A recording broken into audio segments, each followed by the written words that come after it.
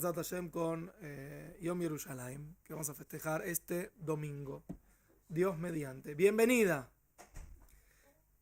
Ayer hablamos de que, entre otras cosas, que cuando nosotros no entendemos las cosas por nosotros mismos, entonces viene el Kadosh Baruj Hu, que es Baal HaMilchamot, y nos dice qué es lo que tenemos que hacer a través de la realidad. Kadosh Baruj Hu nos empuja a través de la realidad para que los procesos que tienen que pasar en la historia pasen. Y también muchas veces a nivel individual es así.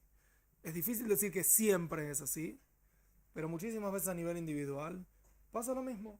Vos no te animas a hacer algo, no te animas a hacer algo, no te animas a hacer algo, hasta que llegás a una situación en la cual no te queda alternativa y tenés que hacer aquello que no te animabas a hacer. Lo que no haces por las buenas, vas a terminar haciendo por las menos buenas.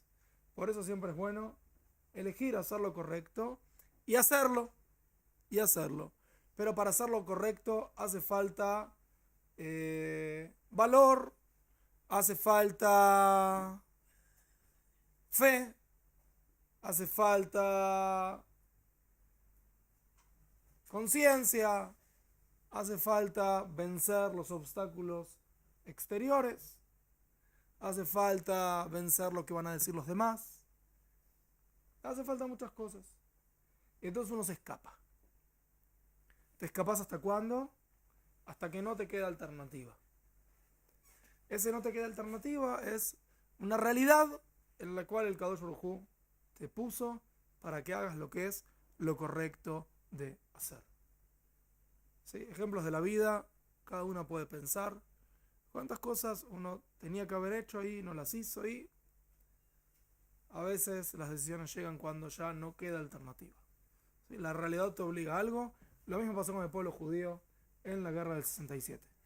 Nosotros no tomamos las decisiones correctas, no tomamos la decisión de que tenemos que pelear por Jerusalén, no tomamos la decisión de que algo más grande y más espiritual tiene que pasar acá. ¿Qué hizo Akadosh Baruj Hu? Guerra. Hashem Baal HaMilchamot. O sea, Akadosh Baruj Hu es el que dirige las guerras, y las guerras tienen un objetivo, no son porque sí. En general tenemos que acostumbrarnos a ver la vida como un no hay porque sí. Todo lo que te pasa y todo lo que no te pasa tiene un motivo de ser. No hay error, no hay error, no hay error. Sí, bienvenida. De nada.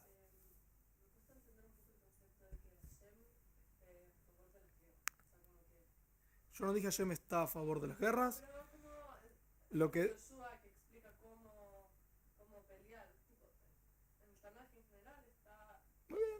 la Torá es un libro que es realista. Tiene un ideal. Cuando llegue el Mashiach y cuando el cordero esté con el, ¿cómo se llama el otro? Con el tzvi, con el, no sé cómo se llama en español, y los animales van a vivir en armonía y el pueblo judío va a vivir con armonía con el resto de los pueblos y va a estar todo bien. Vamos a ser todos hippies y vamos a no sé qué, ¿sí? Va a llegar un tiempo que va a ser el tiempo mesiánico, que va a estar todo bien, ¿sí? Va a llegar un tiempo así. Eso es un sueño que se va a convertir en realidad y tenemos una fe completa en eso. Junto con eso tenemos una realidad. La realidad es que en el mundo lo manejan personas que tienen Yetzer Hara, y que ese Yetzer Hara pretende dinero y tiene odio y pretende honores y tiene... ¡Ay! Así funciona el mundo. Entonces, Akadosh Baruj Hu, ¿cómo maneja la historia? ¿Cómo se llega a ese ideal grandioso de la época mesiánica? A través de la realidad. Y la realidad incluye guerras. Ah, pero me gustaría que no haya guerras. Tenés toda la razón del mundo. A mí también me encantaría que no sea así. ¿Y por qué Hashem no hace así y saca la posibilidad de que hayan guerras?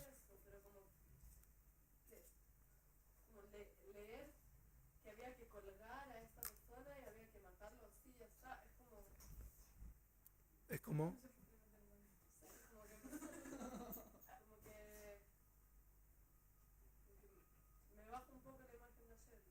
Ok. Otra vez, vuelvo a explicar. Nosotros, nosotros, no significa que está Yetzer a favor o no. Acá yo hice una realidad en la cual hay bien y mal. Ahora, vos elegís qué camino tomás. Hashem maneja el mundo según los caminos que las personas tomamos. Si Hashem quisiera un mundo en el cual no hay mal, entonces simplemente lo hubiese creado. Simplemente hubiese hecho un mundo de ángeles o un mundo de animales. Pero no, hizo un mundo de seres humanos en los cuales hay libre albedrío, posibilidad de elegir el bien, posibilidad de elegir el mal. Y ese es el mundo que Kadosh Baruj Hu dirige según los criterios de este mundo. Entonces, si es que hay que elegir entre el bien o el mal, y el mal sería no pelear, entonces, ¿por qué les explica cómo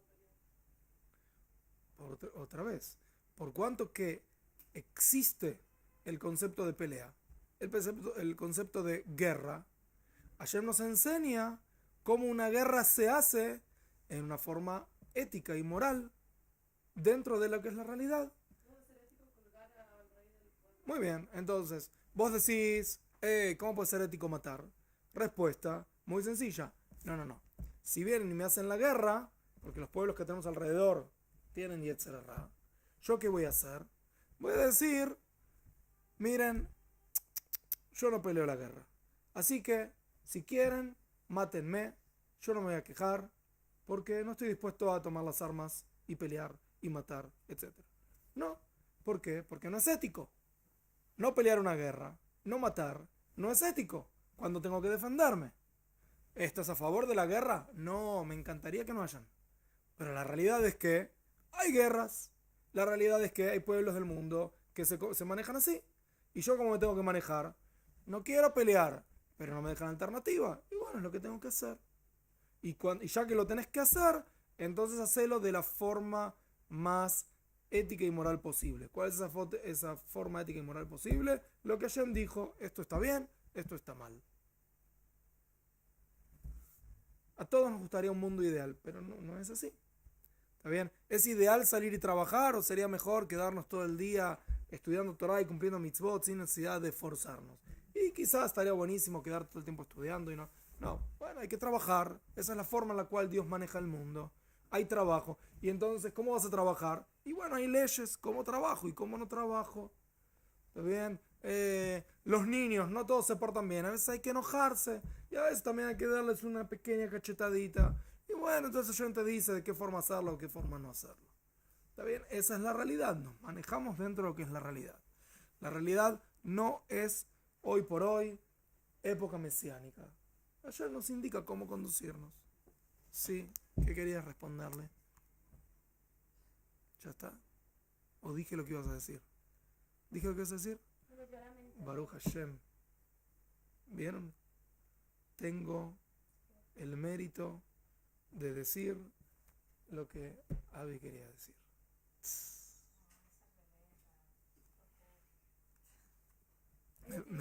¿Me viste preocupado? Ok. Dice así. Después de la guerra de los 6 días, se sentaron un grupo de Abrejim de la Yeshiva de Merkaz Rav con los dirigentes del público religioso. ¿Cuál era el objetivo? Explicarles que el Rav Tzvi Yehuda habla de que no tenemos que dejar gobierno no judío en manos de los árabes. ¿Qué no entendiste? No hay que dejar tierra de Israel en manos de los árabes, que la manejen. ¿Dije otra cosa? ¿Qué dije?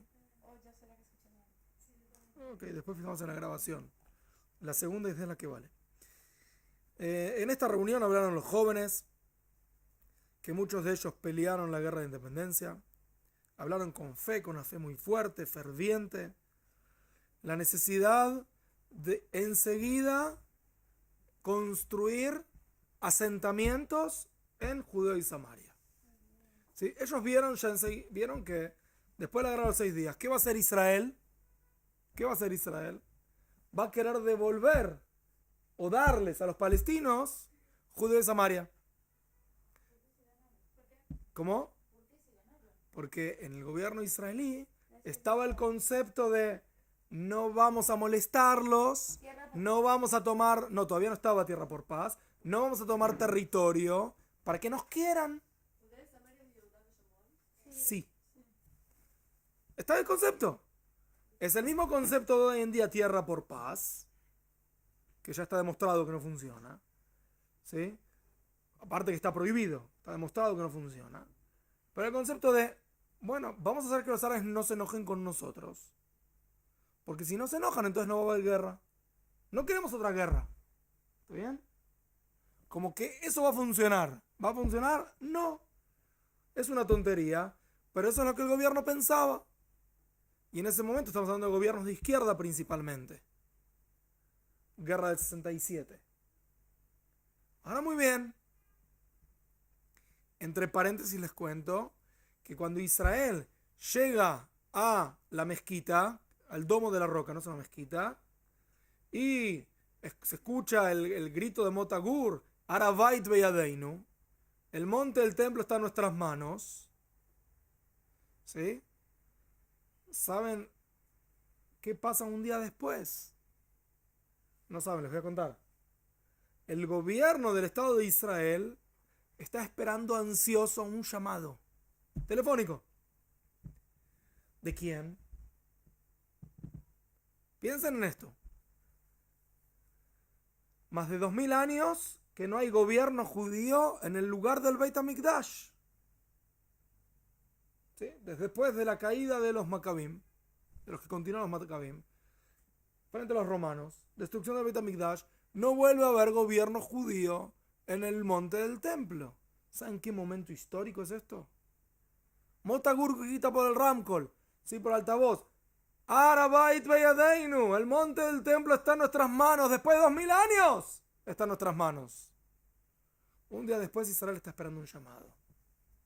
¿De quién? De alguien que venga y diga, un representante del mundo árabe, del mundo internacional, que venga y diga, por favor, no toquen el monte del templo y dejen que los árabes puedan gobernarlo. En definitiva, ahí está el monte, el domo de la roca. Sí, en definitiva. Domo... Porque era lo más obvio. ¿Cómo por qué? Ahí viene, acá viene lo ridículo. A mis ojos. En vez de vos estar pensando en, wow, mirá el momento histórico que estoy viviendo. No solamente el Kotel, también el monte del templo, vuelven a estar en gobierno judío. ¿Ellos qué están pensando? El gobierno de izquierda. ¿Qué están pensando? Si yo voy a tener el monte del templo ahora, estoy en riesgo de guerra, que el mundo árabe quiera pelear contra nosotros otra vez porque tenemos el domo de la roca. Eso es lo que están pensando.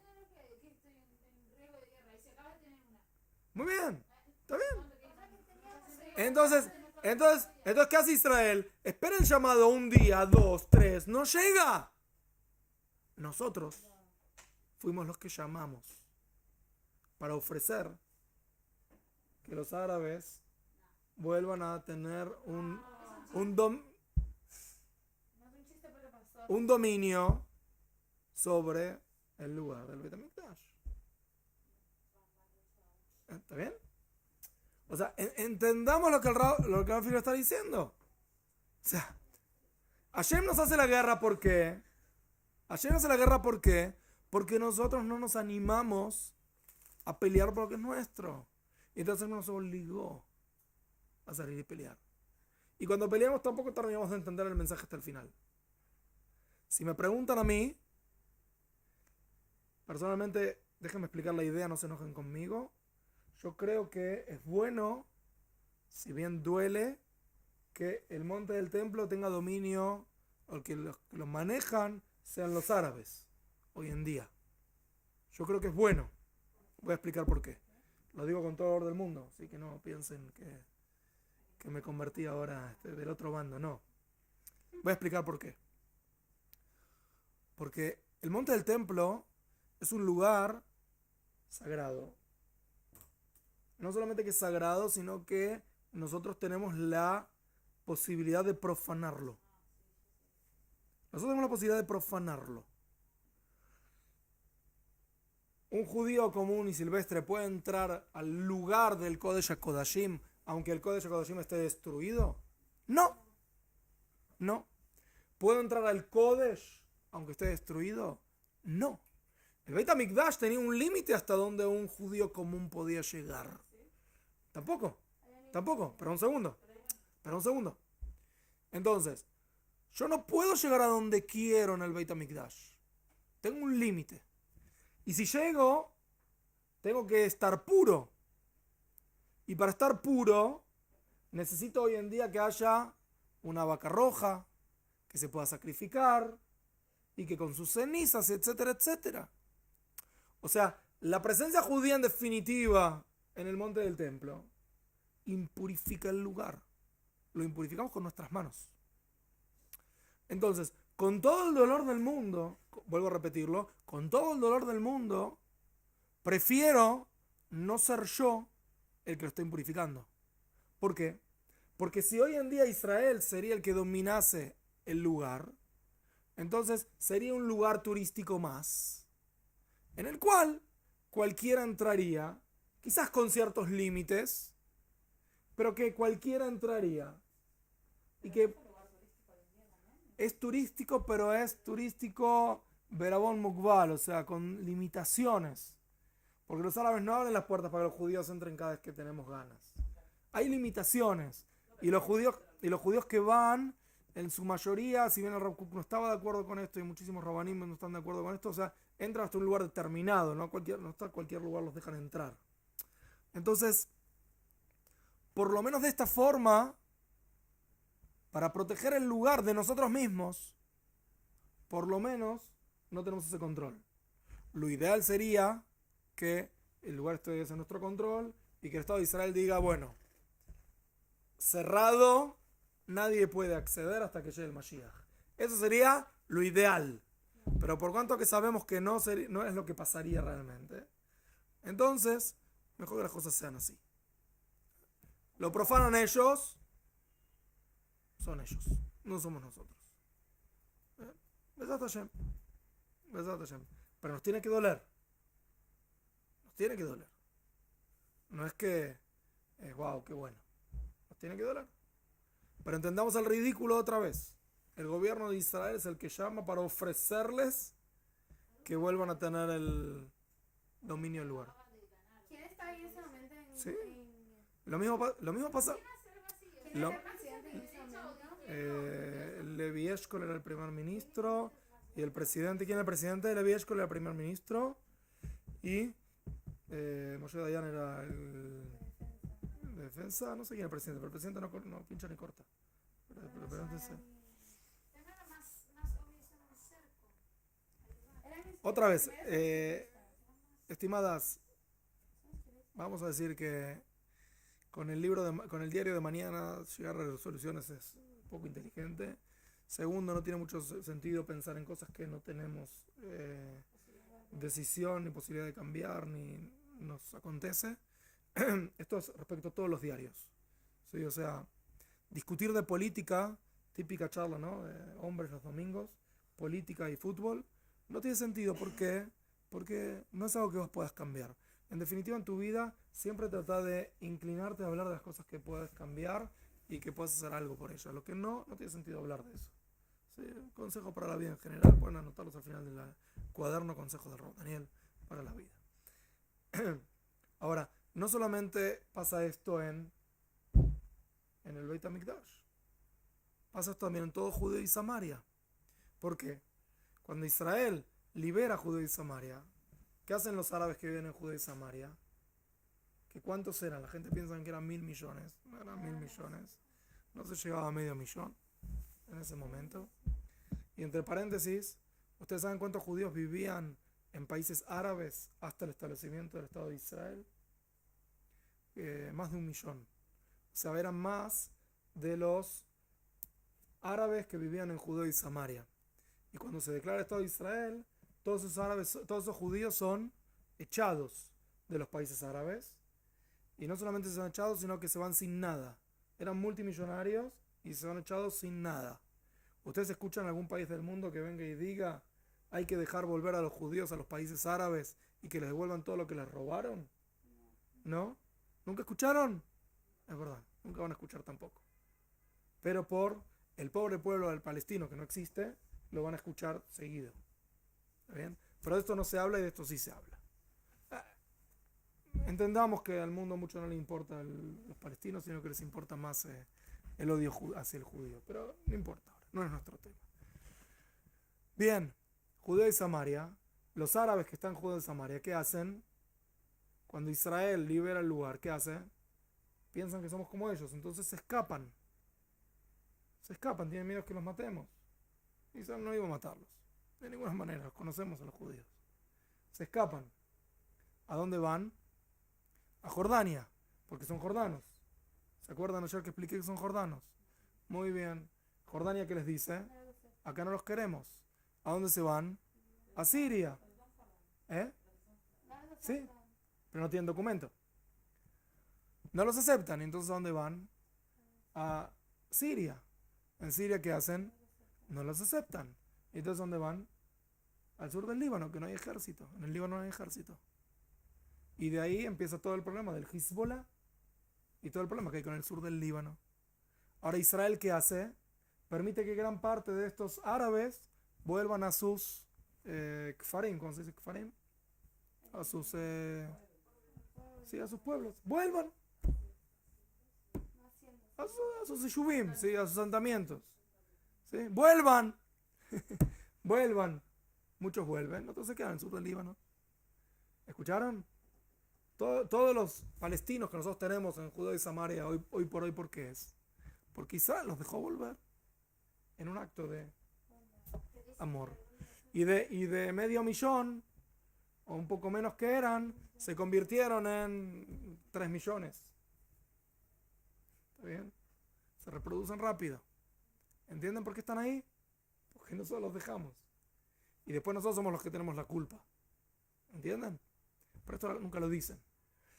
Jordania no los aceptó, Siria no los aceptó, el Líbano al sur, igual no hay ejército, Israel los dejó volver. Muy bien. ¿Y quién tiene la culpa? Israel. ¿No es lindo? ¿Entienden? La gente no estudia historia. Todos hablan de lo malo que somos nosotros. Nadie estudia historia. Sí.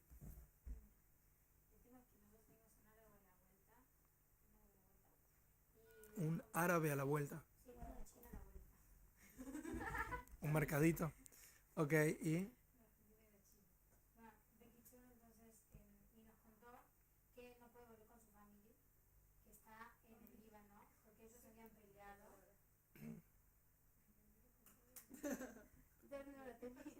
estoy escuchando, ¿qué es lo que quiere? Y bueno, okay, después nos cuenta. Entonces, ¿quién los mata? Libaneses. Ellos pelearon pelearon a favor de Israel. Ok. Y bueno, obvio. Está claro. No solamente eso, sí. Si vos sos árabe y vendés tu propiedad en la ciudad vieja a un judío. Sí, yo estoy en una yeshiva donde se compraban casas de árabes en la ciudad vieja, en el cuarto musulmán, que era el cuarto judío de antes, para que haya vida judía en todas partes de la ciudad vieja. Y había que hacerlos escapar de Israel. Se les daba una identidad falsa, se los mandaba a un lugar de América, de Europa, que desaparezcan, si no los matan. ¿Está bien? Ellos no entienden. No es que son ingenuos. Es por la fuerza todo. Así funciona. Ok, entonces, quiero terminar esto y vamos a hacer un recadito chiquito. Entonces, estos grupos de jóvenes alumnos del Rab Tzvi Yehuda se encuentran con los líderes políticos y les dicen: tenemos que construir ciudades y Yeshuvim en todas las partes de Israel. Enseguida. No se le puede dar no se puede, está prohibido según la Torá, que haya un gobierno no judío en la tierra de Israel. Los gobernantes religiosos, entre comillas, no solamente que no fomentaron el establecimiento de Yeshuvim,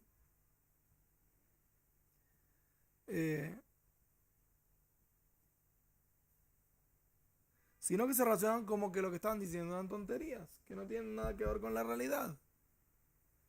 Todos los Yeshuvim que nosotros conocemos hoy en día, ¿quiénes fueron los que los crearon? En su mayoría, alumnos del Rav Tzvi Yehuda. Alumnos del Rav Tzvi Yehuda. Todos los Yeshuvim, o la gran mayoría, todos los Yeshuvim Datim por lo menos, fueron construidos por alumnos del Rav Tzvi Yehuda. Era su lema. Y todos los rabanim hoy en día de Yeshuvim son alumnos del Rav Tzvi Yehuda. En su gran mayoría.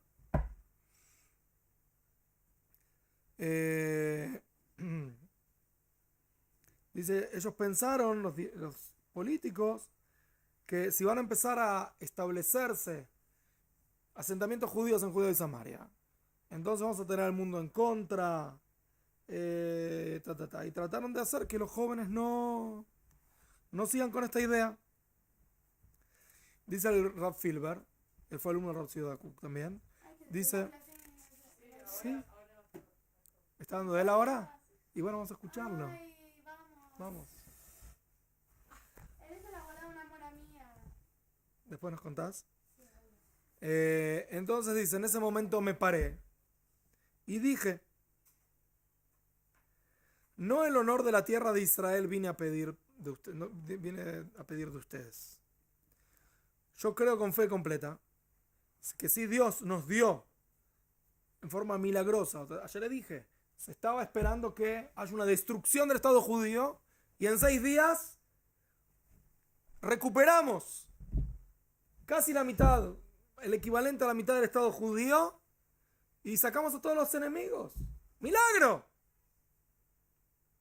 Dice, yo creo con fe completa que si Akadosh Baruj Hu, en forma de milagros, nos dio la tierra de Israel, no nos va a sacar de ella. Que Akadosh Baruj Hu no hace ningún milagro porque sí. Akadosh Baruj Hu hace un milagro, no miente. Lo hace con un objetivo. Por lo tanto, que la tierra de Israel sea completa está más allá de nuestras decisiones, de las decisiones del gobierno del Estado de Israel. Y si me van a preguntar, ¿por qué vine a reunirme con ustedes?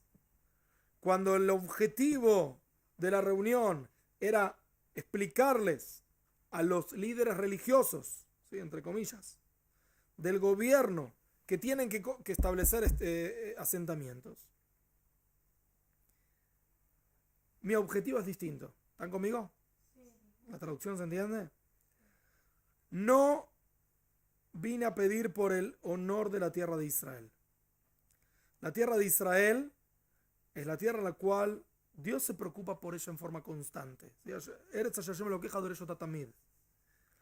Sino que vine a pedir por el honor del público religioso. Si en este momento tan grande los líderes religiosos no van a ocuparse de que hayan Yeshuvim